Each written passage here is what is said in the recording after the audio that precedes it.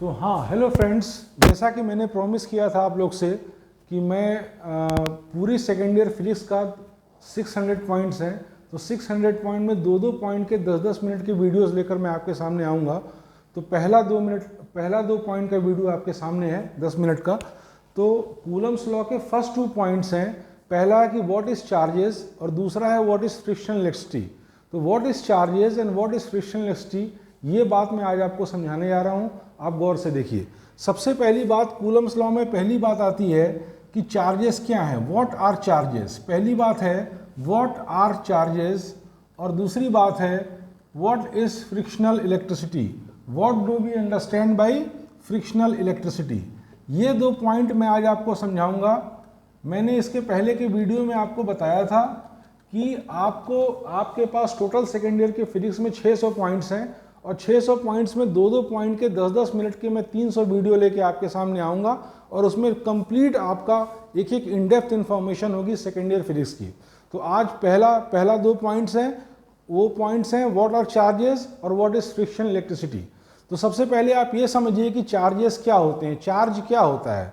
देखिए, वो basic property जो किसी बॉडी के ऊपर हो, वो बेसिक प्रॉपर्टी जो किसी बॉडी के ऊपर हो जिसकी वजह से वो किसी अन्य बॉडी पर जिसके अंदर भी ये बेसिक प्रॉपर्टी है एक फोर्स ऑफ अट्रैक्शन या repulsion, electrical force of attraction या रिपल्सन लगा सके, उसको चार्ज कहते हैं। The basic entity by virtue of which a body exerts an electrical force of attraction or repulsion on any other body which is also having the same basic entity is called as charge।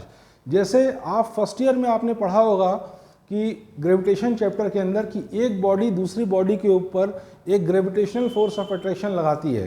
तो ये gravitational force of attraction किस वजह से लगाती है, किस basic property की वजह से लगाती है, क्या बॉडी के अंदर होता है कि ये ग्रेविटेशनल फोर्स ऑफ अट्रैक्शन या रिपल्सन लगाती है।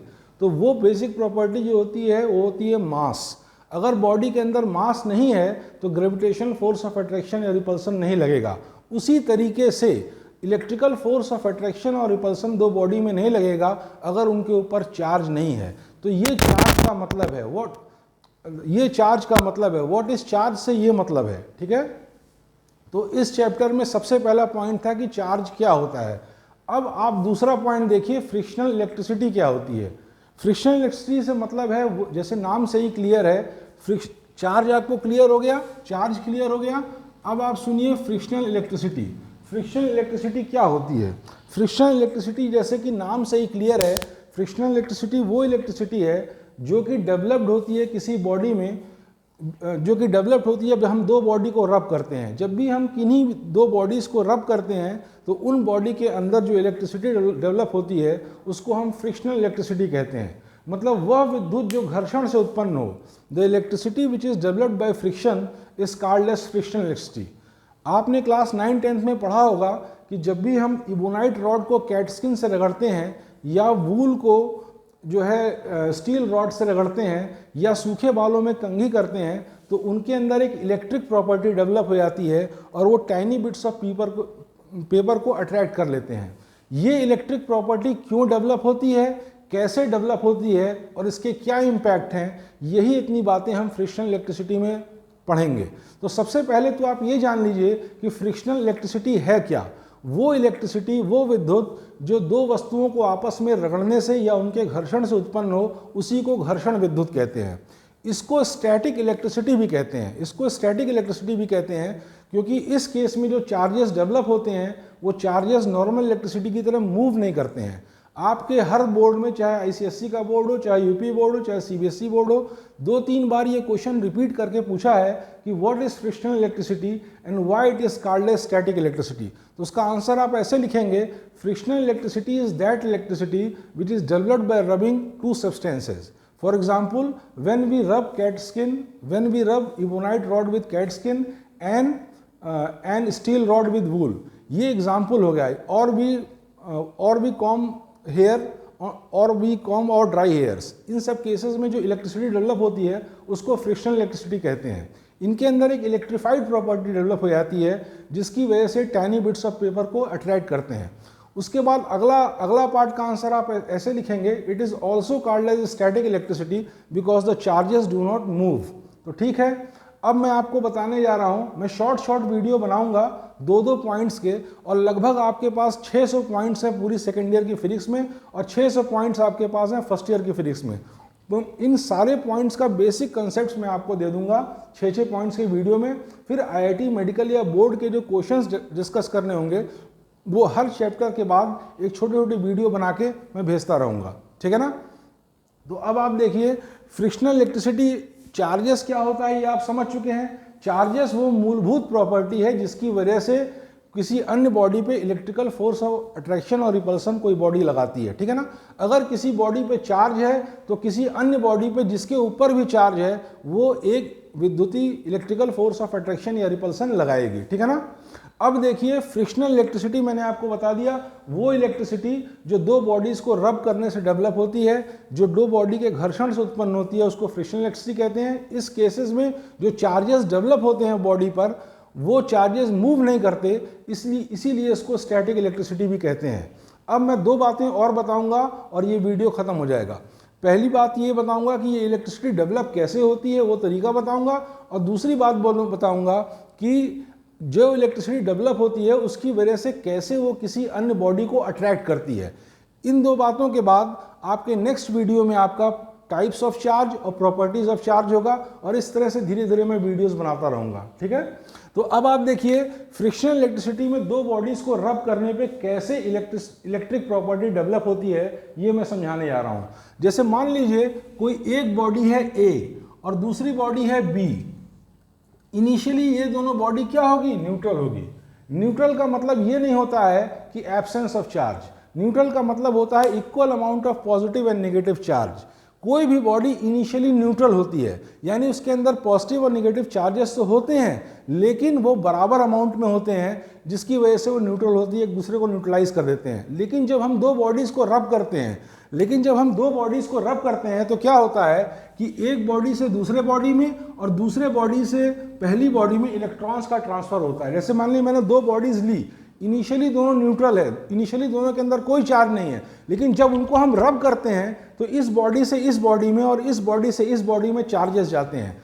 ये चार्जेस इक्वल अमाउंट में नहीं जाते हैं। फॉर एग्जांपल अगर ए से बी में 10 इलेक्ट्रॉन चार्ज जा रहे हैं तो बी से ए में 8 इलेक्ट्रॉन चार्ज जा रहे हैं, या उल्टा भी हो सकता है, या इस इलेक्ट्रॉनों की जाने की संख्या वेरी भी कर सकती है। बहरहाल जो भी बात है, ये डिस्ट्रीब्यूशन ऑफ ये जो ट्रांसफर ऑफ चार्ज होता है वो इक्वल नहीं होता है, अनइक्वल होता है। इस अनइक्वल ट्रांसफर की वजह से क्या होता है, एक बॉडी से दूसरी बॉडी में नेट ट्रांसफर ऑफ चार्ज हो जाता है। मान लीजिए इसमें से इसमें 10 इलेक्ट्रॉन चार्ज जा रहा है, इसमें से इसमें 8 इलेक्ट्रॉन जा रहा है, तो इस ए से बी में नेट 2 इलेक्ट्रॉन चार्ज चला गया।